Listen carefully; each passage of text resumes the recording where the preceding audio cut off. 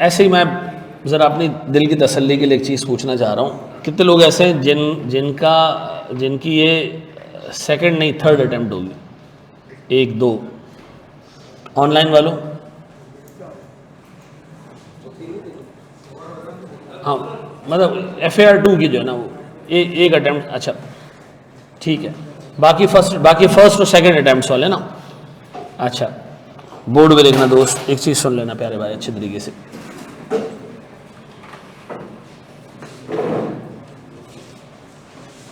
ठीक है, अब मुझे ऐसे भी मुजाहिद बताओ जो FAR 2 अभी स्टार्ट कर रहे हैं और ये उनका पहला अटेम्प्ट होगा लेकिन शुरुआत से कर रहे हैं। दो तीन लोग यहाँ पर, अच्छा माशाल्लाह जी ऑनलाइन ठीक ठाक बैठे हैं, ठीक है ठीक है ठीक है ठीक है। अच्छा देखो एक चीज़ दिमाग में डाल लो, ये सब्जेक्ट पूरे कैफ का सबसे टेक्निकल सब्जेक्ट है लेकिन सबसे आसानी से पास हो जाता है, ठीक है जी। मैं शायद ये बात FAR 1 के बारे में नहीं कह सकता, ठीक है, कि ये FAR 1 टेक्निकली इतना ज़्यादा मुश्किल नहीं है लेकिन उसमें रिजल्ट नहीं आता। जल्दी से आगे बैठ जाए ताकि हम क्लास स्टार्ट कर सकें। शाबाश।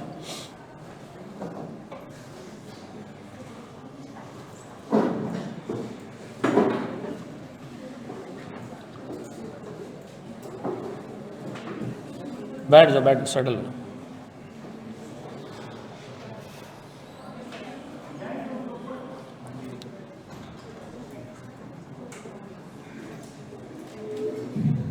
अच्छा जी, मैं बात कर रहा था कि सर FAR 2 का रिज़ल्ट जनरली 40-42% रहता है। इस दफ़ा ग़ालिबन हमारे पास कोई 34-35% रिजल्ट है, ऐसे ही। अच्छा लास्ट टाइम भी रिज़ल्ट थोड़ा सा जो है वो कम आया था, ठीक है, और इसके मेन रीज़न्स हम ज़रा बात कर लें, फिर उसके बाद हम क्लास शुरू करते हैं। ये आपको अब मेरे ख्याल में ये वाली बातें बोलना फजूल हैं कि अब मेहनत करनी है, ये करना है, वो करना है, आपको सब पता है। मैं आपको सिर्फ एक बात बताना चाह रहा हूँ, FAR 2 एक ऐसा सब्जेक्ट है जिसमें एग्ज़ामिनर के पास सवाल बनाने के लिए इतना स्कोप है कि आप पिछले 100 साल के पास पेपर्स भी करके चले जाओ ना, अगर होते और वो भी करके चले जाते ना, तो तब भी उसके पास नया सवाल नए एरिया से बनाने का मौका मौजूद है। इतना कुछ उसके पास है कि उसने अभी तक 2-2, 3-3 स्टैंडर्ड्स मिला के सवाल पूछना शुरू ही नहीं किए, ठीक है जी। कुछ टाइम पहले तक लोगों के जहनों में ये बात बैठ गई थी कि यार FAR 2 का एक सेट पैटर्न है, एक सवाल कंसोलिडेशन का होता है, ठीक है जी, फिर एक फाइनल अकाउंट का नोट होता है, फिर उसके बाद जो है वो लीज IFRS 15 इन दोनों में से कोई एक चीज़ टेस्ट हो जाती है, ठीक है जी, IS 37-38 में से एक चीज़ टेस्ट हो जाती है। बिल्कुल सेट पैटर्न पे पेपर चल रहा था।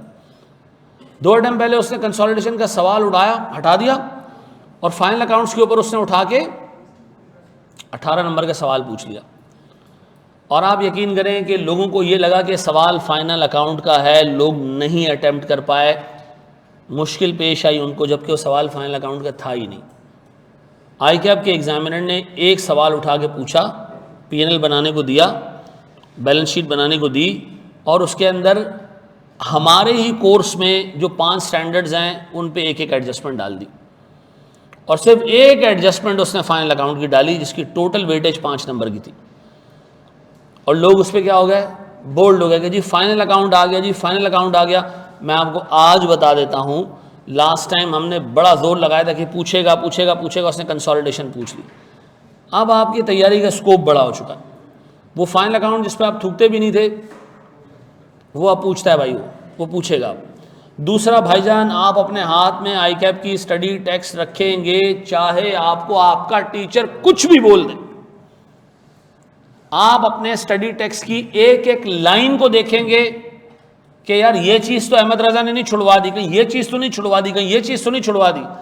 आपको इंश्योर करना है कि स्टडी टेक्स्ट की एक एक चीज़ मैं आपको कराऊं, और अगर ये बात मैं आपको कहीं बोलते हुए सुनूं कि ये कोर्स में नहीं है, तो फिर इसका मतलब हम फ्रॉड कर रहे हैं, ठीक है जी। FAR 1 से बहुत ज़्यादा FAR 2 में आपकी डिपेंडेंस होनी चाहिए अपनी स्टडी टेक्स्ट के ऊपर। और आप यकीन करें, मैं ICAP की आज तक किसी किताब से मुतासर नहीं हुआ हूँ, लेकिन FAR 2 जिस बंदे ने स्टडी टेक्स्ट बनाई है ना, उसको क्रेडिट देना चाहिए, उसने इतनी अच्छी किताब जमा की है। उसमें हैं कुछ एक आध जगह पे, 2 जगह पे टेक्निकल मिस्टेक्स, लेकिन उसको बेस बना के पूरी किताब को हम ये कह देंगे जी फारिग है, ऐसा नहीं है। तो आपने किताब अपने हाथ में रखनी ज़रूर है, स्टडी टेक्स्ट। हाँ अच्छा जी सर, मेरी अपनी भी एक किताब है, वो सिर्फ और सिर्फ प्रैक्टिस सेट है, उसमें सिर्फ प्रैक्टिस क्वेश्चंस हैं। यानी अगर मैं अपनी किताब को कहूँ तो मेरी किताब ICAP की किताब से नीचे आती है, ठीक है जी, ये मैं आपको फैक्ट बता रहा हूँ, ठीक है जी। रात दिन के मैं अभी आपको चूरन बेचना शुरू करूँ कि जी मैं मेरी किताब लेना बहुत ज़रूरी है और ICAP की किताब फारिग है और बेटा आप मेरी किताब नहीं लोगे तो फेल हो, ऐसा कुछ नहीं है। मेरी बुक्स में सिर्फ प्रैक्टिस क्वेश्चंस हैं, कुछ अपने बनाए हुए हैं, कुछ पुराने पास पेपर्स हैं। किताब आपको ICAP के हाथ में ज़रूर रखनी है। आपको मैं बाखुदा एक बात बता रहा हूँ, एक फजूल तरीन पैरा होगा किताब का, आपको लगेगा ये एक डेफिनेशन है, आप पेपर उठाओगे 7 नंबर का सवाल उस पर आया होगा कि इस डेफिनेशन के हिसाब से बताओ इन 4 सिनेरियोज में ये लीज है या नहीं है। तो भैया मैं ये सोच के आपको पढ़ाऊँगा कि आपने यहाँ से उठने के बाद पेपर देना है FFR का, ठीक है जी, ये मैं आपको सोच के पढ़ाऊँगा, ठीक है। मैं कभी भी फिज़िकल पढ़ाने के ना फेवर में नहीं था, ये इतने बच्चे आए हुए हैं, आप लोग आते रहो, मैं बाखुदा आपको इस जगह पे 80-85% कोर्स आपको मैं फिज़िकल पढ़ा दूँ, लेकिन टुल्ले नहीं मारना, टुल्ले नहीं मारना। मैं नहीं चाहता रिकॉर्डेड पे जाओ, मैं चाहता हूँ कि मैं आपको फिज़िकल पढ़ाऊँ, मैं आपको ये लाइव पढ़ाऊँ। यकीन करो आपको ना सिर्फ इसका कैश में फ़ायदा होगा, आप मुझे फाइनल में दुआएं दोगे कि यार सर ने जिस तरीके से चीज़ें पढ़ाई थी, एक एक चीज़ मुझे समझ आ रही है फाइनल की। ईमानदारी से हामी भर रहे हो उसकी। अच्छा जी, हम सर स्टैंडर्ड स्टार्ट करने जा रहे हैं लीज़ का। लीज़ का स्टैंडर्ड एक बड़ा स्टैंडर्ड है, यस सर, ठीक है जी, एक बड़ा स्टैंडर्ड है, एक लेंदी स्टैंडर्ड है, बहुत सारे कॉन्सेप्ट्स है इसके अंदर। एक ज़माने में मैंने इसकी मैपिंग की थी।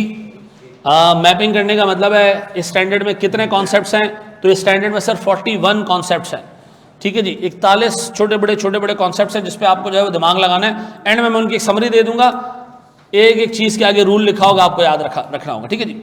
देखिए लीज़ है क्या, आसान भाषा में पुराने ज़माने में हमें सिखाया जाता था जो एसेट आपका है। अच्छा, पुराने टॉपिक से इसका कोई कनेक्शन नहीं है, इंडिपेंडेंट टॉपिक है।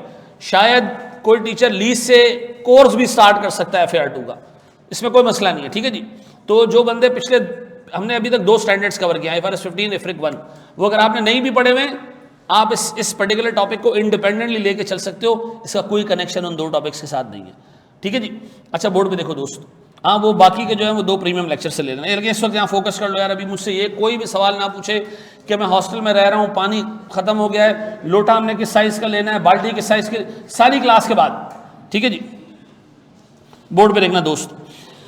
देखिए पुराने ज़माने में मैं अकाउंटिंग पढ़ाते हुए बताया जाता था कि जो एसेट आपने ख़रीदा वो आपका, जो किराए पे लाया वो आपका नहीं है, ठीक है जी, क्योंकि आप उसको कंट्रोल नहीं कर सकते हो। कंट्रोल करने का मतलब क्या होता है, आप उसको बेच सको, तोड़ फोड़ सको, उसको डिस्ट्रॉय करो, ठीक है जी, उससे जिस तरह चाहो इकोनॉमिक बेनिफिट्स लो, ठीक है जी, आपकी मर्जी। पहले कंट्रोल की डेफिनेशन ये हुआ करती थी, फिर स्टैंडर्ड ने देखा कि यार इससे बड़ा नुकसान हो रहा है। नुकसान क्या हो रहा है, मिसाल के तौर पर मैं एक कंपनी में गया, गौर से सुनना, मैं से मिसाल के तौर पर एंग्रो कंपनी में गया। एंग्रो कंपनी में सर बड़ी बड़ी मशीनरी लगी हुई है, बेपनाह बड़ी बड़ी मशीन्स चल रही हैं। मैंने उनकी किताब देखी, बुक्स खोल के देखी, तो उस पर 5 लाख रुपए का फर्नीचर है और कुछ भी नहीं है। मैंने कहा इतनी बड़ी मशीनरी, उन्होंने कहा किराए पे। किस पे? किराया देते हैं भाई इसका। एंग्रो का प्रॉफिट आ रहा है, उसको हम डिवाइड करते हैं किससे? एसेट से। एसेट्स क्या है इसके? बहुत कम, क्योंकि अपना तो एसेट सिर्फ फर्नीचर है, बाकी सारा क्या है? किराए का एसेट है। सर एंग्रो को जब हम कंपेयर करते थे, से मिसाल के तौर पर ABC लिमिटेड से, ABC लिमिटेड ने सारे एसेट्स क्या किए हैं? परचेज किए हैं, ओन किए हैं सर।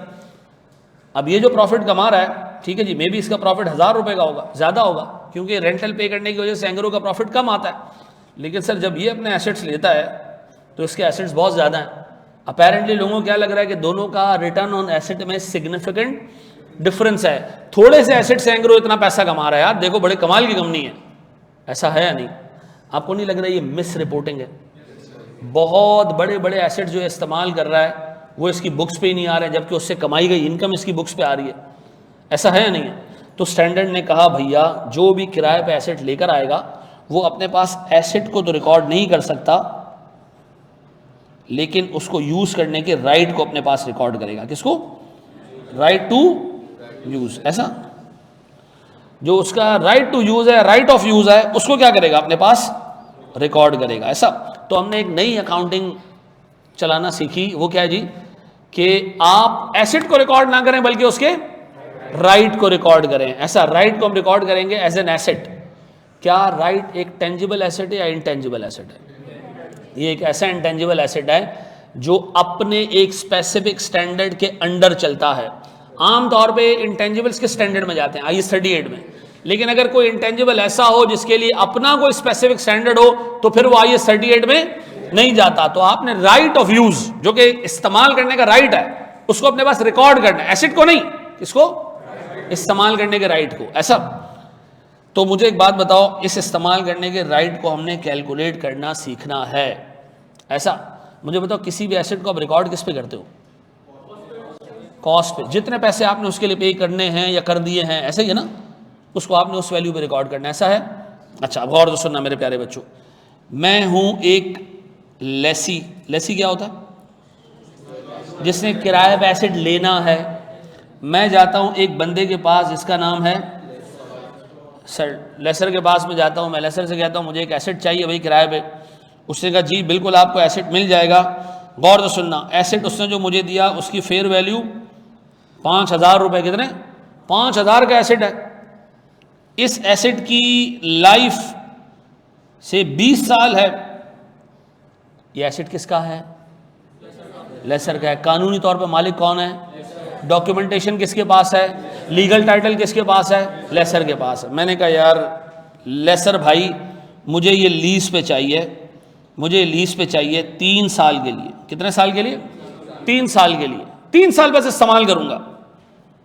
लेसर ने कहा जी 3 साल अगर आप इस्तेमाल करोगे तो आपको हर साल के 500 और 500 देने पड़ेंगे।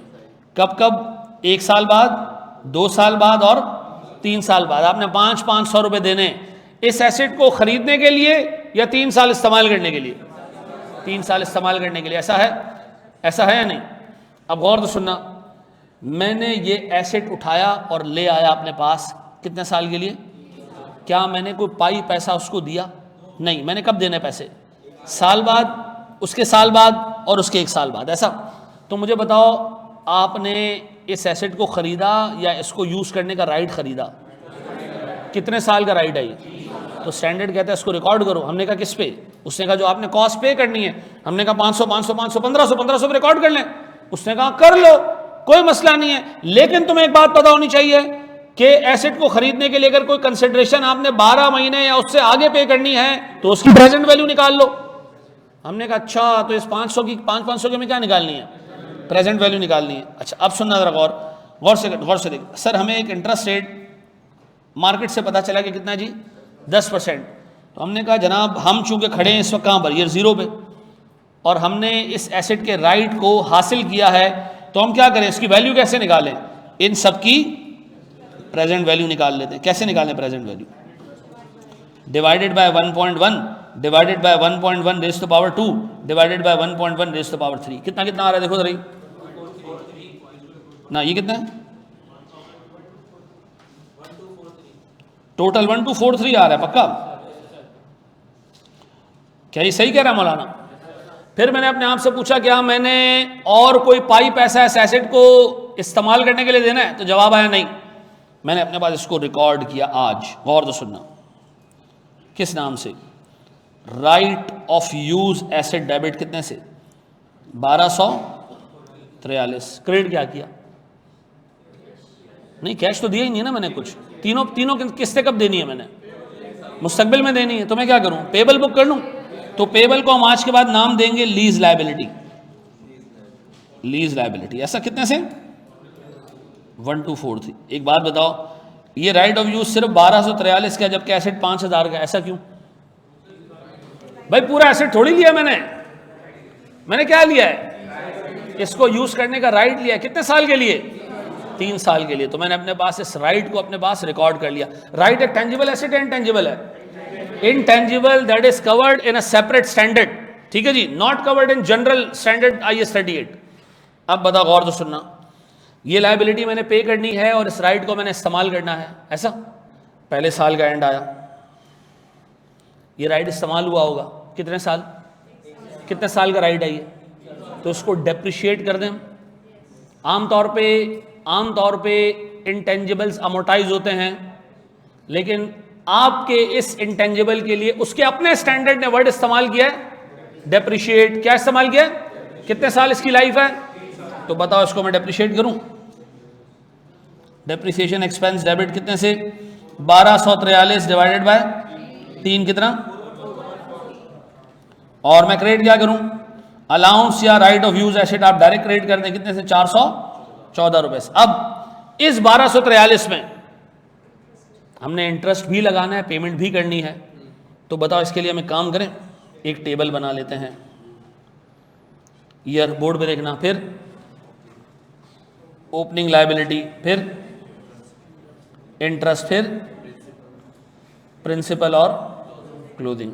पहला साल बोर्ड पे देखना, 1243 रुपए की लायबिलिटी, सूद का रेट लगाओ जरा मेरे बच्चों, उस पर 10%, 124। कितना इंस्टॉलमेंट आप पे कर रहे हो, इस 500 के इंस्टॉलमेंट में 124 आ गया सूद का, और बाकी कितना प्रिंसिपल, 376। तो 1243 में से 376 हमने पे कर दिए, कितना रह गया, 867।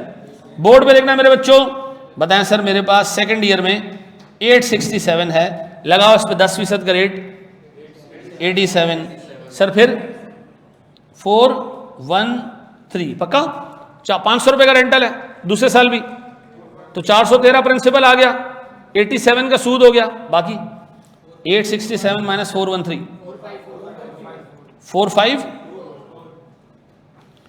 थर्ड ईयर में 454, सर इंटरेस्ट 10%, 45 कर लो, 46 कर लो, फिर सर 500 रुपए के रेंटल में ये प्रिंसिपल, बाकी सूद कितना, सॉरी सूद और प्रिंसिपल कितना, क्या बचा, फारिग हो गया। अब बताओ, मैं पहले साल राइट ऑफ यूज को तो डेप्रिशिएट कर दिया, इस लायबिलिटी की अकाउंटिंग कर दूं, बताएं पहले क्या बुक करूं मैं, इंटरेस्ट एक्सपेंस डेबिट कितने से, 124 से, और लीज लायबिलिटी क्रेडिट कितने से। अब बताओ हमारी लायबिलिटी 1243 से बढ़ गई, अब बताओ मैंने कितने रुपए का रेंटल पे किया, लीज लायबिलिटी डेबिट कितने से, 500, और कैश क्रेडिट कितने से, 500। याद रखना मेरे बच्चों, हर साल के एंड पे आपने क्या करना है, एसेट को डेप्रिशिएट करना है, और इस लायबिलिटी पे इंटरेस्ट बुक करने के बाद पैसा पे कर देना है। 3 सालों तक क्या होगा, आहिस्ता आहिस्ता ये डेप्रिशिएट होकर खत्म हो जाएगा, राइट और लीज लायबिलिटी। इसके बाद एसेट का क्या करना है, वापस कर देना है, और वापस करते हुए कोई एंट्री पास करनी है, कोई भी एंट्री पास नहीं करनी। क्यों, क्योंकि हमारी बुक्स में ये एसेट था ही नहीं, हमारी बुक्स में क्या था, राइट था, वो राइट इस्तेमाल हो गया, अब एसेट हम क्या करेंगे, वापस दे देंगे, ऐसा है। अब मुझे एक बात बताओ, टेबल समझ आ गया, टेबल में पहले क्या है जी, ओपनिंग लायबिलिटी, उस पर आपने सूद लगाया। ओपनिंग का मतलब क्या है, साल के शुरू में इतने पैसे पेबल थे, पूरा साल हमने पे नहीं किया, ये उस पर सूद चढ़ गया।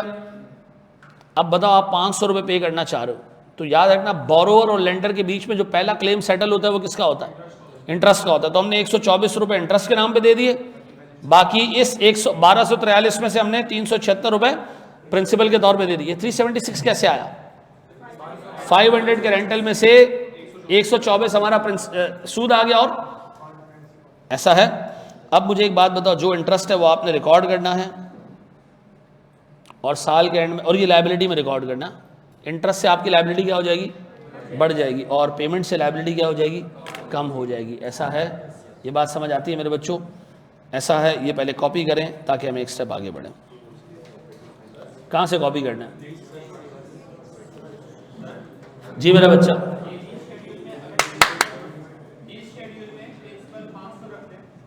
प्रिंसिपल नहीं रखो ना, फिर 500 की जगह आप हेडिंग डाल देना कैश की।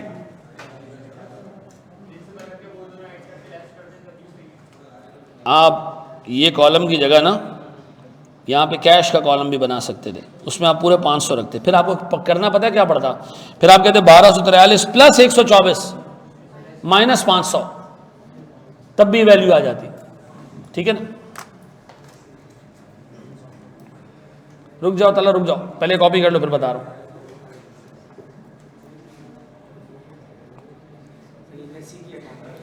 हाँ, ये लेसी की अकाउंटिंग है। शाबाश मेरे बच्चों, लेसी क्या किया करेगा, अपने पास क्या रिकॉर्ड करेगा डे 1 पे। अच्छा एक बात बताओ, अगर इस लेसी ने डे 1 पे सारा रेंटल पे कर दिया होता 3 साल का, तो हम right of use asset debit करते 1500 से और कैश क्रेडिट कर देते, और फिर क्या करते उस राइट को डेप्रिशिएट करते, कहानी खत्म। ये लायबिलिटी क्यों बनाई, क्योंकि हमने अगले 3 साल तक पैसे देने। जी मेरा बच्चा, पूरा रिपीट कर देता हूं, इसको पहले सिर्फ कॉपी कर लो, पूरा रिपीट कर देना दोबारा, इसको पूरे को मैं दोबारा रिपीट कर देता हूं, कॉपी कर लो एक दफा पहले। चलो जी वापस आ जाओ, बिल्कुल पी लो बेटा, यहां देख लो। यार मुझे एक बात बताओ, आप एक एसेट खरीदते हो, पैसे कैश में दे दो, इमीडिएटली दो, एसेट डेबिट और कैश क्रेडिट, पैसे बाद में दो तो पेबल क्रेडिट, ऐसे ही है ना।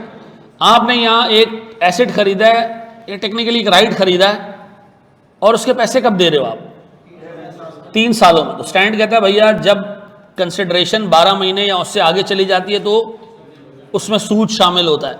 आप क्या निकाल लें उसकी, तो जब हमने इन तीनों की प्रेजेंट वैल्यू निकाली तो वो कितनी निकली, 1243।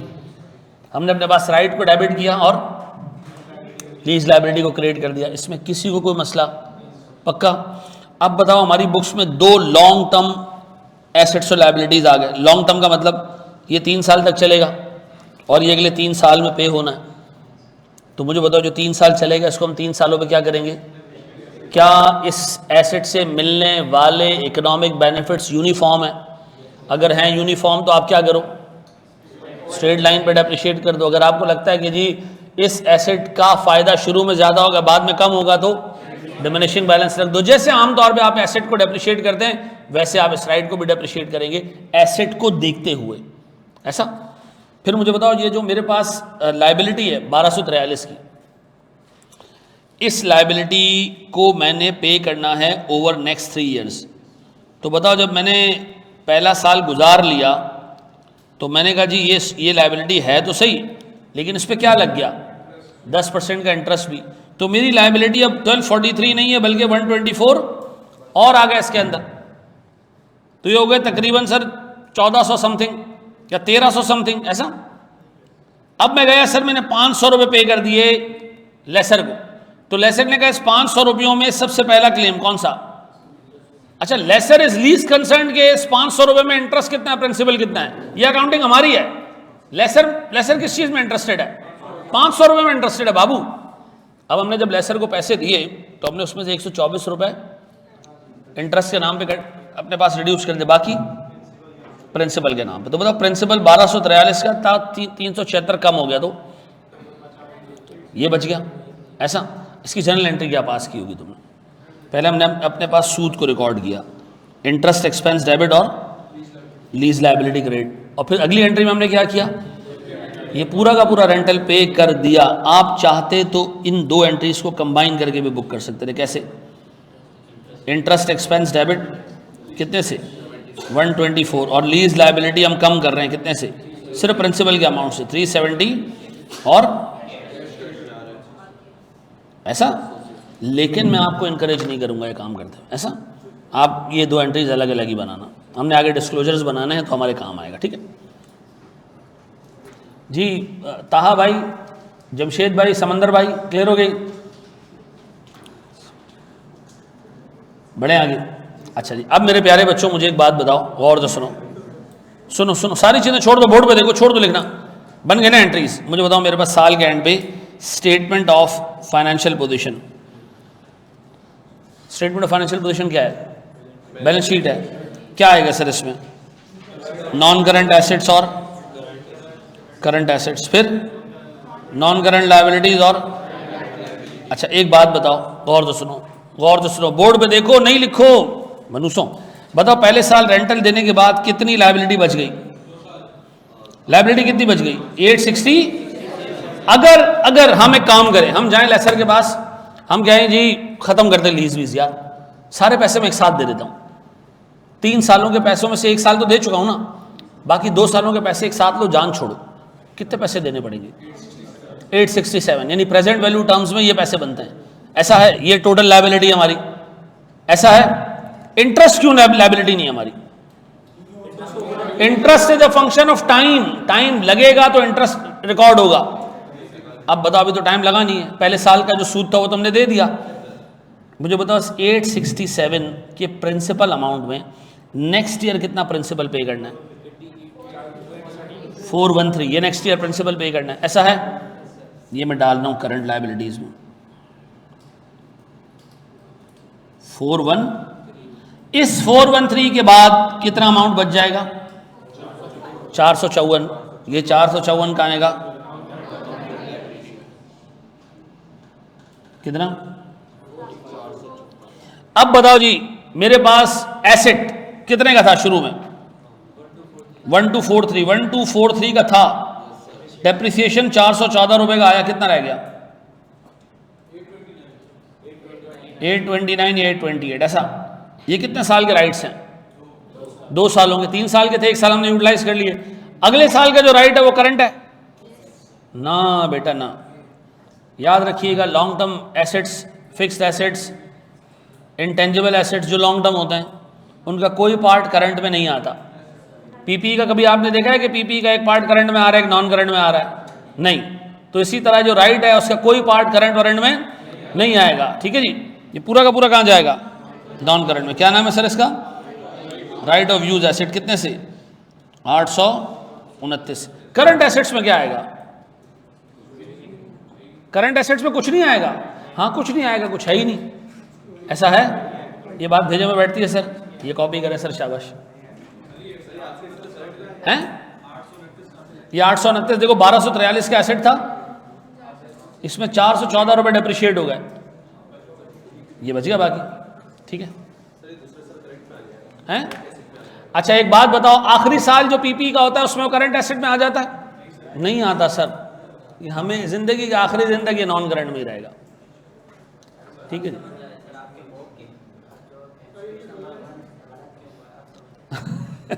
ये मौका मैंने दिया था मनुष्य, तुम लोगों को ये भी याद नहीं है कौन सा मौका?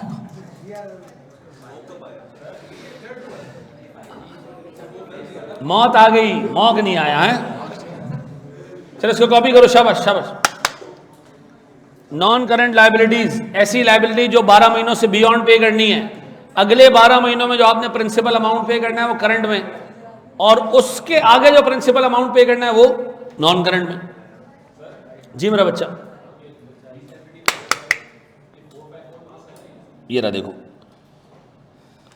मुझे एक बात बताओ, ये टोटल लायबिलिटी बची हुई है, ये इसमें से कितना अमाउंट अगले साल पे होना है प्रिंसिपल में? ये इसको पे करने के बाद ना ये बच जाएगी। ठीक है, ये कब पे करना है? ये उसके आगे, तो ये इफेक्टिवली नॉन करंट में चला गया। शाबाश मेरे बच्चों।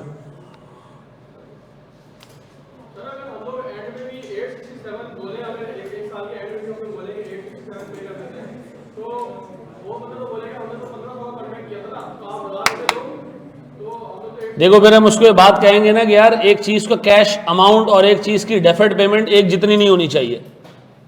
ऐसा है या नहीं है?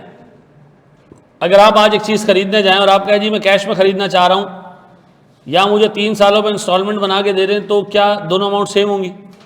नहीं होंगी। तो ये हमारी असम्पशन है कि उस बंदे ने जो आपको 3 साल का क्रेडिट पीरियड दिया तो उसने उसमें क्या चार्ज किया है? सूद चार्ज किया है।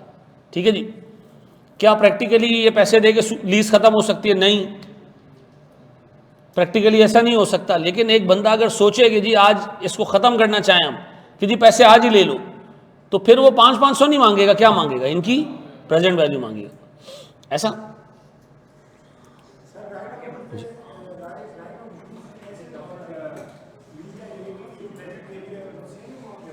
क्या चीज? डे 1 पे अभी तक सेम, अभी तक। मुझे एक बात बताओ, लीज लायबिलिटी क्या थी? Present value of all payments. ROUA को उस अमाउंट पे क्यों रिकॉर्ड किया? मुझे बताओ, कोई भी ऐसे डे वन पे खरीदा जाता है उसको हम रिकॉर्ड किस पे करते हैं? कॉस्ट का मतलब आपने पैसे कितने देने इसके लिए? सर हमने देने 1500, लेकिन 1500 में सूद शामिल है, प्रेजेंट वैल्यू निकाल लें तो 1243 बनते हैं। पक्का? क्या हम आगे बढ़ें? मेरे प्यारे बच्चों, बोर्ड पे देखो, सारी चीज़ें छोड़ दो, सारी चीज़ें छोड़ दो, सारी चीज़ें छोड़ दो, यहाँ देखो बोर्ड पे, गौर से सुनिएगा। एक मैं पहले ना इसकी मैकेनिक्स समझाऊंगा, फिर मैं आऊँगा इसके थ्योरी के ऊपर, और फिर आपको थ्योरी समझ आ रही होगी। मैं भी थ्योरी से शुरू करता, लीज टर्म ये होता है, फलाना ये होता है, आपको नहीं आता समझ में, ठीक है? मुझे एक बात बताएं, एक लीज में कितनी पार्टीज होती हैं? अच्छा, मैं आपके सामने रख रहा हूँ, एक लेसी है, एक लेसर है, और एक थर्ड पार्टी है। बता रहा हूँ अभी, बता रहा हूँ बेटा, थर्ड पार्टी कौन है वो बता रहा हूँ। थर्ड पार्टीज होती हैं, पार्टी नहीं है खाली, पार्टीज है। बोर्ड पे देखना, एक लीज में हम जो लेसर से एसेट लेंगे उसके लिए हम उसको कुछ पेमेंट करेंगे, ऐसा कुछ पेमेंट हमें लीज में करनी पड़ेगी थर्ड पार्टीज को। क्यों करनी पड़ेगी अभी बताऊंगा, ऐसा है। तो इसका मतलब है भैया, हमारे पास जो पेमेंट्स आती हैं उनको हम दो हिस्सों में डिवाइड कर सकते हैं। एक हमारे पास क्या है जी, लीज पेमेंट्स, और एक हमारे पास है अदर पेमेंट्स। ऐसा लेसी ने ये भी पे करना, ये भी पे करना। ये जो अदर पेमेंट्स हैं क्या, अभी बता रहा हूं, ठीक है? जो लीज पेमेंट्स है ना, वो उसको दो हिस्सों में डिवाइड कर सकते हैं हम। एक है जनाब ऑन और बिफोर कमेंसमेंट ऑफ लीज, और फिर उसके बाद बाकी के payments right after commencement of lease. गौर से सुनना मेरे प्यारे बच्चों, कुछ पेमेंट्स आपने कमेंसमेंट डेट पे देनी है, कुछ पेमेंट्स कमेंसमेंट डेट के बाद देनी है, ऐसा। गौर से सुनो मेरे प्यारे बच्चों, स्टैंडर्ड कहता है भैया जो अदर पेबल्स हैं इसकी आप लायबिलिटी बुक करना सेपरेट, सेपरेट पेबल, ऐसा सेपरेट लायबिलिटी जो थर्ड पार्टी इसको देनी है, जो लेसी को देनी है और इमीडिएटली पे हो रही है, तो इसके लिए तो लायबिलिटी बुक ही नहीं करनी है ना मनुष्यों, तो कैश में पे हो रहा है। और फिर जो बाकी की अमाउंट है इसको हम क्या करेंगे, लीज लायबिलिटी के तौर पे बुक करेंगे, ऐसा है। देखना, आप इधर उधर नहीं देखना, इधर उधर नहीं देखना, पर बोर्ड पे देखो। और इन सब की प्रेजेंट वैल्यू को आपने राइट ऑफ यूज एसेट में डालना है, क्योंकि हम कह रहे हैं इस एसेट के लिए हमने कुछ पेमेंट लेसर को अभी की, कुछ बाद में करेंगे, कुछ और लोगों को भी हमने पेमेंट की है। सब पेमेंट किसके लिए की है? राइट के लिए की है ना, इस राइट को हासिल करने के लिए की है ना। तो इन सब की पेमेंट्स को मिला लें तो क्या बनता है? ROU, ऐसा है। ये बात भेजे में बैठती है। इसका मतलब है एक लीज अरेंजमेंट में आपने लेसर को भी कुछ पे करना है, कुछ थर्ड पार्टीज को भी पे करना है। लेसर को कुछ अभी देना है, कुछ आगे जाके देना है। सर जो आगे जाके देना है वो लीज लायबिलिटी में डाल देना है, जो भी देना है उसकी तो कैश पेमेंट दिखा देनी है, जो बाकी के लोगों को देना है वो अदर पेमेंट्स हैं, अदर पेबल, जो उनको अलग से रिकॉर्ड करना है। लेकिन इन सब को मिलाओ तो राइट ऑफ यूज एसेट बनता है। यानी आपने क्या करना है, right of use asset debit, फिर lease liability credit, cash credit और अदर पेबल्स क्रेडिट, ऐसा है। यानी इन तीनों से एक एंट्री पास होगी, right of use asset debit, फिर कैश क्रेडिट। ये किसको पे हो रहा है? लेसी को, और लेसर को, सॉरी, लीज लायबिलिटी लेसर को, और ऐसा है मेरे बच्चों। ये बात समझ आ रही है? ये कॉपी करो तो मैं एक भरपूर किस्म का सवाल आपको दे देता हूं। एक बात बता, गई जरूरी है कि रेंटल की अमाउंट सेम हो? नहीं, ऐसा भी हो सकता है पहले साल 500 का रेंटल, दूसरे साल 600, तीसरे साल 700। आपने क्या करना है? प्रेजेंट वैल्यू निकालनी, और क्या करना है, टेंशन ही नहीं। गौर तो सुनना प्यारे भाई, एक लीज अरेंजमेंट है,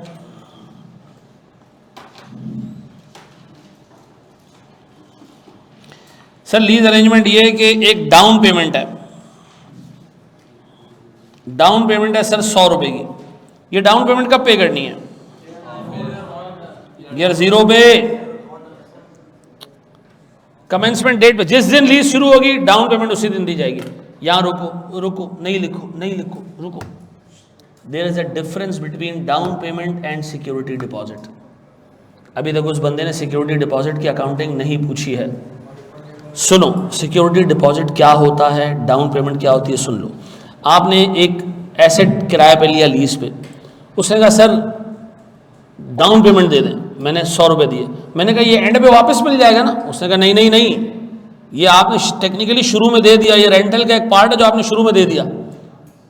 फिर उसने कहा सर सिक्योरिटी डिपॉजिट भी जमा करा दें 10,000 रुपये। एसेट सर लाख रुपए का, तो कम से कम 10% सिक्योरिटी डिपॉजिट जमा कराएं। मैंने कहा यार तो फिर डाउन पेमेंट और सिक्योरिटी डिपॉजिट अलग अलग। उससे कहा ये सिक्योरिटी डिपॉजिट हम आपको वापस देंगे जब लीज टर्म खत्म होगी। सिक्योरिटी डिपॉजिट का लीज से कोई ताल्लुक ही नहीं है। आप सिक्योरिटी डिपॉजिट को रिकॉर्ड करोगे, सिक्योरिटी डिपॉजिट रिसीवेबल डेबिट और कैश क्रेडिट, कहानी खत्म। उसको यहां पर डालने की कोई जरूरत नहीं है क्योंकि वो लीज में कंसिडरेशन नहीं है, एक एहतियातन डिपॉजिट रखा गया है, उसका कोई ताल्लुक इस लीज की अकाउंटिंग से नहीं है। यहां क्या काउंट होगा? डाउन पेमेंट क्या होता है?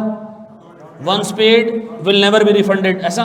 और डाउन पे सॉरी लीज जो सिक्योरिटी डिपॉजिट है वो वापस मिल जाएगा सर, ऐसा। यार ना, सिक्योरिटी डिपॉजिट को आम तौर पे इंटरेस्ट के लिए, देखो मैंने तुम लोग IFRS 15 पढ़ाते हुए ये बात बताई थी। अब हम थोड़ा सा इस तरह जा रहेंगे, पुरानी चीज़ें बीच बीच में एक आध दफ़ा आ जाएंगी, ये सिर्फ इस बच्चे को बता रहा हूँ कि सिग्निफिकेंट फाइनेंसिंग कंपोनेंट वहाँ कैलकुलेट करने की ज़रूरत ही नहीं है जहाँ ऑब्जेक्टिव बिजनेस हो। सिक्योरिटी डिपॉजिट आप क्यों रखते हो किसी से? क्या अगर एसेट में कोई चीज़ उधर उधर कर दी, खराब कर दी, तो उसी से काट के दे दूंगा? क्या इसका ऑब्जेक्टिव आपको पैसा कमाना था, कोई सूद कमाना था, कोई पैसा लेके अपने पास रख के कोई काम करना था? नहीं। आमतौर पे कस्टमर से सिक्योरिटी डिपॉजिट बिजनेस ऑब्जेक्टिव्स के लिए रखा जाता है, तो उस पर कोई इंटरेस्ट बुक करने की जरूरत नहीं है। ठीक है जी। अब मुझे एक बात बताओ, सिक्योरिटी डिपॉजिट क्या है? एक ऐसा अमाउंट है, रिटेंशन मनी है, जो हम अपने पास सिर्फ इसलिए रख रहे हैं कि अगर एसेट में कोई चीज़ खराब हो गई, लेसर इसलिए रखते हैं अपने पास, तो क्या करेगा, इसमें से पैसे काट लेगा, ऐसा। ये बात समझ आती है? डाउन पेमेंट क्या है? अच्छा मुझे एक बात बताओ, मकान लेते हो किराए पे, शुरू में क्या पे करते हो, डिपॉजिट या डाउन पेमेंट? डिपॉजिट पे करते हैं। वो एंड में क्या होता है, वापस मिलता है, रिफंड होता है, वो डाउन पेमेंट नहीं होता, ऐसा। ये डाउन पेमेंट क्या है? ये डाउन पेमेंट क्या है? ये रेंटल का एक पार्ट है, ऐसा। तो हमने क्या किया जनाब, डाउन पेमेंट दे दी कितने की, 100 रुपये शुरू में। फिर हमने कहा जी हम रेंटल्स देंगे 1 साल बाद, 2 साल बाद और 3 साल बाद, 400, 500, 400, ये 3 रेंटल हमने पे करने हैं, ऐसा। बोर्ड पे देखना, नहीं लिखना नहीं लिखना नहीं लिखना। फिर सर हमने एक लेसर से जब ये बात चल रही थी, ये डीलिंग हो रही थी, तो हमने बुलाया एक लॉयर को। हमने कहा एक लीगल डॉक्यूमेंट बनवाओ, उसमें लिखा हो कि मैं ये एसेट लीज पे ले रहा हूं और लेसर ये एसेट लीज पे दे रहा है। उसने कहा ठीक है सर। उसने एक डॉक्यूमेंट बना के दिया, डॉक्यूमेंटेशन चार्जेस मुझसे ले लिए। इसको हम क्या कहेंगे? ना, इसको हम कहेंगे जनाब IDC, इनिशियल डायरेक्ट कॉस्ट, ऐसा। कितने हमने पे किए इसमें? 50 रुपये। अभी हमने आगे डिटेल में देखना है, सिर्फ आपको सरसरी तौर पे बता रहा हूँ। डन, बोर्ड पे देखते रहना। फिर इतने में एक और बंदा आया, हमने उसको कहा ये जो एसेट है ये हमने 3 साल के लिए किराए पे लिया है, इसको ज़मीन में इंस्टॉल कर दो। ये भी कौन है? ये कौन है बंदा जो आ रहा है? थर्ड पार्टी है। ये जो लॉयर था कौन था? ये थर्ड पार्टी था। हमने इंस्टॉलेशन कॉस्ट पे की, कितने की से अज्यूम करो 100 रुपये की। डन। जैसे ही हमने इंस्टॉल किया, हमें लेटर रिसीव हुआ, उसमें लिखा था ये जगह तुम्हारे बाप की है। हमने जवाब में लिख दिया नहीं। उसने कहा फिर आपने इसमें खर्चा क्यों किया? हमने कहा एसेट चलाने के लिए किया। उसने कहा भाई जब आप ये एसेट की लाइफ पूरी हो जाए ना, लीज टर्म पूरी हो जाए, तो आपने क्या करना है, इसको उखाड़ के जगह सही करनी है। ठीक है जी। तो एक डिसमेंटलिंग कॉस्ट आ गई, ये है सर 150 रुपये की। ये कब देनी है? 3 ईयर्स। ये लेसर को पे करनी है या गवर्नमेंट को पे करनी है या किसी कॉन्ट्रैक्टर को पे करनी है? लेसर को नहीं पे करनी है भाई, ये हमने पे करनी है उस बंदे को जो हमें एसिड उखाड़ के देगा और ज़मीन सही करके देगा। कब? 3 साल के बाद। अब बताओ इसमें पेमेंट किस किस को कब कब करनी है? ये लेसी को है, लेसर को है, सॉरी, ये ईयर 0 पे लेसर को पे करना है, ये 3 रेंटल लेसर को पे करने, ये तीनों अमाउंट किसको देनी है? Third party. ये सब किसके लिए पे कर रहे हो? राइट ऑफ यूज के। तो ये सब राइट ऑफ यूज में जाएगा। लेकिन अगर ये 1 साल से आगे जा रहा है तो अब एक काम करते हैं सर, बोर्ड पे देखिएगा। अब मेरा एक सवाल है, इसमें से कुछ ऐसे हिसाब किताब कर लो। 2 लेसर, एक तो डाउन पेमेंट है कितने की? 100 रुपये की, और present value of rentals, rentals कितने हैं? 400, 500 और 400, ऐसे कर दूं, 400 डिवाइडेड बाय 1.1, रेट 10% ले लो, फिर 500 divided by 1.1 raise the power 2, और 400 divided by 1.1 raise the power 3, कितना आ रहा है देखो ये? 1077। ऐसा है मेरे बच्चों। अल्लाह के वास्ते पूरा टेंशन यहाँ रखो यार। अब फिर एक सवाल आ गया, आईडीसी क्या है? अभी मैंने पूरी कहानी सुना दी। इनिशियल डायरेक्ट कॉस्ट, एक लॉयर को हमने डॉक्यूमेंट्स बनाने के लिए पैसा दिया है। अल्लाह के वास्ते अपनी अटेंशन यहाँ रखो यार, पूरा मोमेंटम टूट जाता है। मुझे बताओ ये पैसे आ गए, मुझे बताओ ये पैसे कब देने? इमीडिएटली देने, कमेंसमेंट पे देने, तो ये तो कैश में निकल जाएगा। लीज लायबिलिटी किससे बनेगी? ये किसको देने? लेसर को देने, लेकिन कमेंसमेंट के बाद देने, तो ये क्या हो गई? हमारी लीज लायबिलिटी हो गई। अब बताओ जी, थर्ड पार्टीज को देने कुछ, थर्ड पार्टीज को कुछ अभी देने कैश में, क्या जी कैश में? एक तो आईडीसी देना है कितने का? 50 रुपए का। एक तो इंस्टॉलेशन कॉस्ट देनी है कितने की? 100 रुपए की। ऐसा है 100 रुपए की। और बाकी कब देना है? सर बाकी डेफर्ड है, तो डेफर्ड की हम क्या निकालेंगे? प्रेजेंट वैल्यू कितनी? 150 divided by 1.1 raise the power 3, ऐसा है। अच्छा रुको रुको, कितना आ रही है? 112.7, आसानी के लिए, ऐसा। अब मेरे प्यारे बच्चों मुझे बताओ, एक तो डाउन पेमेंट देनी है 100 रुपये की, एक आपके पास लीज लायबिलिटी है 1077 की, एक आईडीसी देनी है 50 की, एक इंस्टॉलेशन कॉस्ट देनी है 100 की, एक सर मेरे पास प्रोविजन फॉर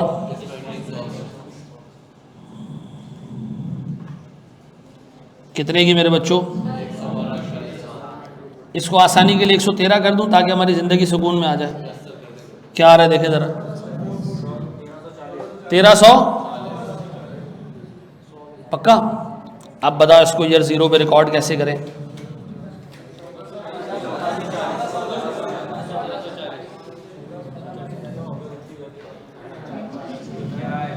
मट्टी का तेल लो बेटा, पी लो,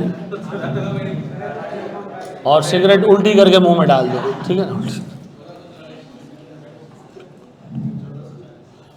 अच्छा जी, बोर्ड पे देखें दोस्त, प्लीज़ बोर्ड पे देखें। अब बताओ ईयर 0 की मैंने एंट्री क्या पास की होगी? ROU debit. हमने कहा ये सब कुछ पैसा, ये सारा पैसा जो हमने दिया है इसी राइट के लिए तो दिया है। अब बताओ हमने कैश में क्या क्या पे किया है? एक आईडीसी इंस्टॉलेशन चार्जेस कितने? कितना बेटा? और 1077, और प्रोविजन फॉर कितना? क्या ये बात समझ आती है? ये हमने पहले दिन की एंट्री पास कर लिया। बताओ हमारी बुक्स में लॉन्ग टर्म एसेट्स और लायबिलिटीज कौन से रिकॉर्ड हुए इसमें? ये क्या होगा? डेप्रिशिएट। ये क्या होगा? ये अमोर्टाइज भी होगा, पे भी होगा। और ये क्या होगा? ये आहिस्ता आहिस्ता इंक्रीज होगा और कहां तक चला जाएगा? 150 तक चला जाएगा। इसको पहले कॉपी करो, इसको आगे लेके जाते हैं फिर। जी मेरा बच्चा,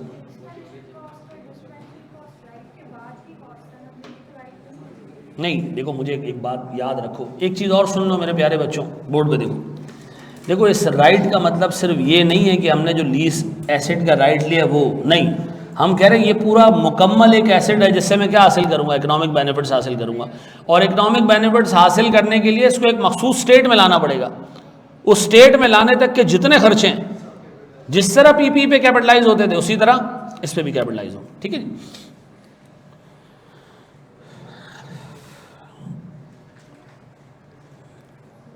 कॉपी करो, छोड़ दो। मुझे बताओ इस आरओयू को डेप्रिशिएट करेंगे हम कितने सालों पे? 3 सालों में। तो इसको तो आपने करना है डेप्रिशिएट। तो पहले साल हम आरओयू को डेप्रिशिएट करें। डेप्रिसिएशन एक्सपेंस डेबिट कितने से?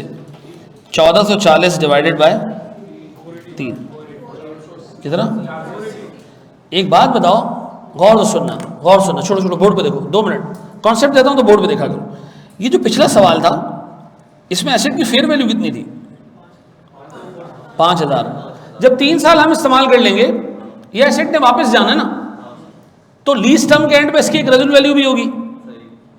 वो आपने डेप्रिसिएशन कैलकुलेट करते हुए क्यों कंसिडर नहीं की? आमतौर पे ओ भाई रेजिडुअल वैल्यू एसेट की होगी, एसेट थोड़ी हमारा क्या है?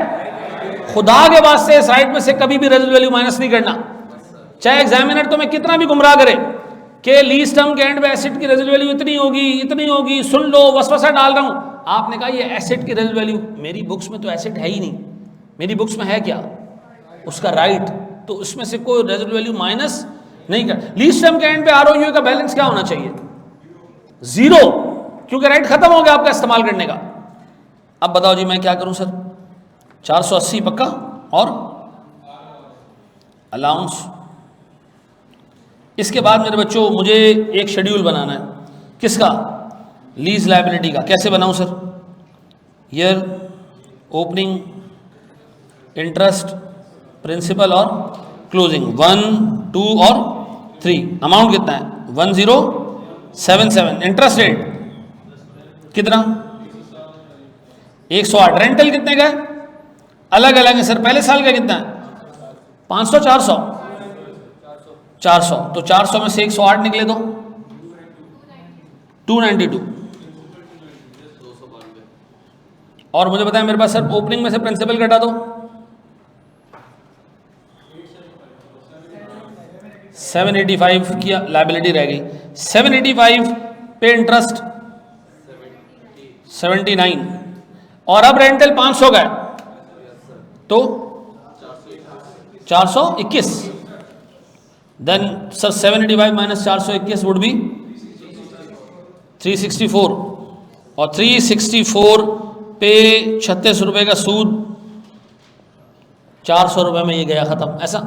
अब बताओ जी पहले साल के एंड में इसकी क्या एंट्रीज पास करोगे? इंटरेस्ट एक्सपेंस डेबिट कितने से? 108 और 108। देन इसके बाद सर ये लीज लायबिलिटी हमने सेटल करनी है कितने से? 400 और ऐसा है मेरे बच्चों। यार डाउन पेमेंट की एंट्री बनाई थी हमने, हाँ ना मनुष्यों बनाई थी ना। ये कैश किस चीज़ का पे किया हमने? इस पर डाउन पेमेंट शामिल है ना? कह रहे नहीं सर नहीं बनाई थी, ये आ गया। अब बताओ इसके बाद हमारे पास और क्या है? Provision for dismantling cost. Board में देखना, प्रोविजन फॉर डिसमेंटलिंग कॉस्ट का भी ईयर, ओपनिंग, इंटरेस्ट, पेमेंट तो कुछ नहीं करना, तो क्लोजिंग। बताओ कितने की अमाउंट है? 113। सूद 10% का 11, फिर 124 पे फिर सूद 12,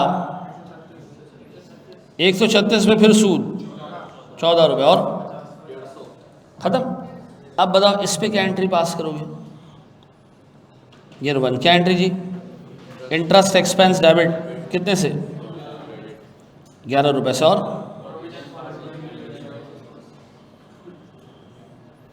कितना? ऐसा है मेरे बच्चों। अब हम क्या बनाने जा रहे हैं? बैलेंस शीट का एक्सट्रैक्ट। बोर्ड पे देखना, स्टेटमेंट ऑफ फाइनेंशियल पोजीशन। क्या दिखाऊं सर इसमें?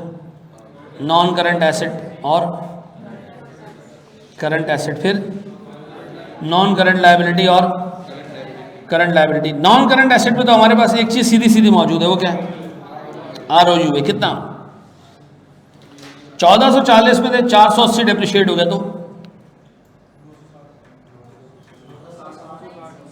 960। फिर मेरे बच्चों मेरे पास करंट एसेट्स में तो कुछ नहीं है। नॉन करंट लायबिलिटीज में एक मेरे पास है लीज लायबिलिटी, बोर्ड में देखना, करंट में भी आएगा लीज लायबिलिटी। मुझे बताओ पहले साल के एंड पे रिसीवेबल कितना है तुम्हारा, या पेबल सॉरी कितना है लीज लायबिलिटी के कॉन्टेक्स्ट में? 785। इसमें से ये करंट और ये नॉन करंट 421 और 364 नॉन करंट और अच्छा। अब बताओ एक और चीज़ है हमारे पास, प्रोविजन फॉर डिस्पेंडिंग कॉस्ट। ये प्रोविजन का ओपनिंग बैलेंस ये था, क्लोजिंग ये है। ये पे कब करना है? 3 साल के बाद। इसमें कोई करंट पोर्शन होगा नहीं, इसमें सारा क्या आ रहा होगा, क्योंकि अगले साल तो हमने कुछ भी पे नहीं करना। ये करंट में कब आएगा? ये उस साल आएगा जिसमें अगले साल ये हमें पे करना होगा। तो अभी तो हमें पे नहीं करना, अगले साल हमें कब पे करना है? अगले से अगले साल। तो हम इस पूरे को क्या दिखाएं?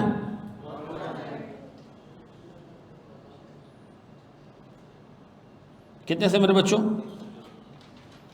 ऐसा है क्या? हम आगे बढ़े? सारी चीजें छोड़ दो, बोर्ड पे देखो। सब चीजें छोड़ दो, बोर्ड पे देखो, बोर्ड पे देखो, बोर्ड पे देखो प्यारे भाई, बढ़े आगे।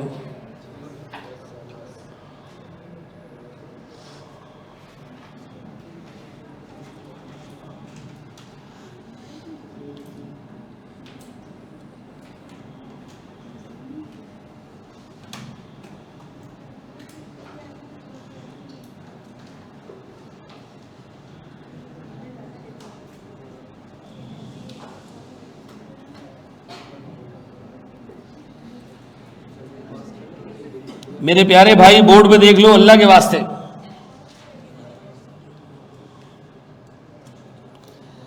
सुनिएगा दोस्त, अब आप इस काबिल हो गए हैं कि आपको ज़रा लीज का आइडिया हो गया है। तो अब हम ज़रा जो है वो इसके थ्योरेटिकल एस्पेक्ट भी साथ साथ कवर करते जाएंगे, ठीक है?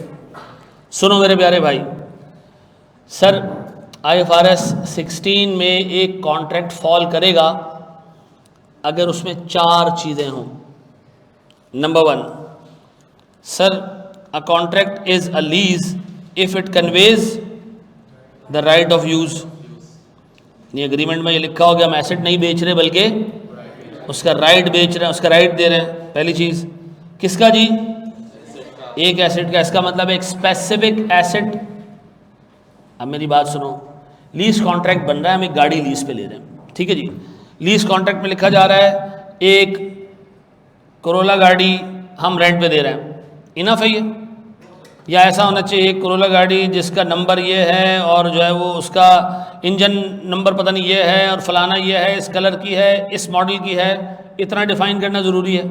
हाँ sir, asset crystal clear defined होना चाहिए, एम्बिग्विटी नहीं होनी चाहिए कि ऐसा तो नहीं कि कोरोला दूसरी आज ये तो यार आज मिसाल के तौर पर ट्रांसपोर्ट कंपनी वाली होती है ना, आपने भाई ये मैंने मिसाल के तौर पर ARTT ने एक कंपनी को कहा कि यार हमारे यहाँ से बच्चे जो है वो उठा के उनके घर पे ले जाया करो और सुबह घर से ले यहाँ ले आया करो।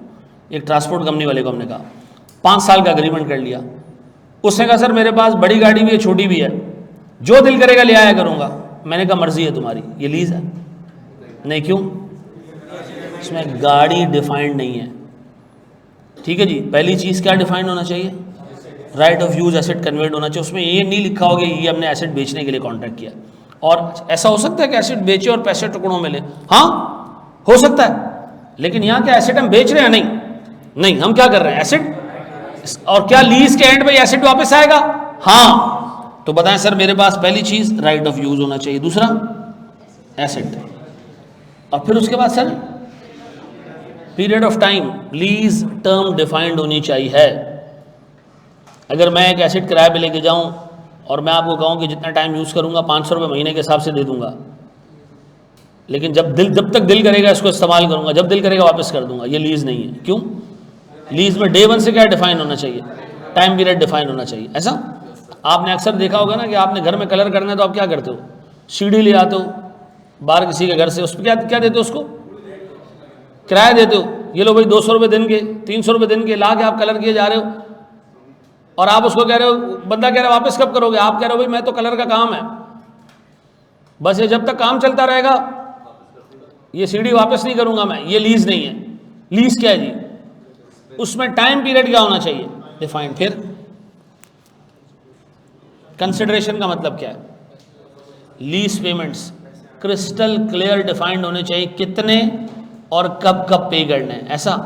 ये जो आपको मैंने 4 चीज़ें बताई हैं ना, इसमें एक एक चीज़ पे अभी पूरी क्लास लगेगी हमारी, ठीक है जी। एसेट के ऊपर पूरी क्लास लगेगी, ठीक है जी।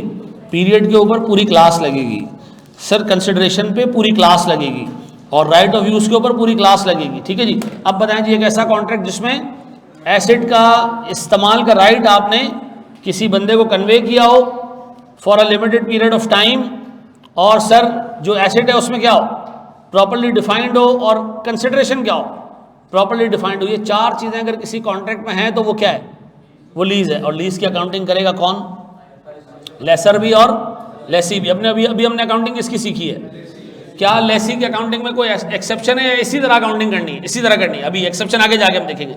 बताओ लेसी ने अकाउंटिंग कैसे करनी है, राइट ऑफ यूज अपने पास रिकॉर्ड करना है, और कंसिडरेशन को क्रेडिट में रिकॉर्ड करना है। कंसिडरेशन का मतलब जो पैसे पे करने हैं, जो इमीडिएटली पे करने हैं वो कैश में, और जो बाद में देने वो लीज लायबिलिटी में, और किसी और को देने तो अदर पेएबल्स। ऐसा है, ये बात समझ आती है। यहीं तक रखते हैं अपनी क्लास, इंशाल्लाह इसके बाद कल के दिन। अच्छा, आज मैं एक होमवर्क दूंगा आज से, ठीक है, उसको ज़रा अल्लाह के वास्ते देख लीजिएगा। हाँ,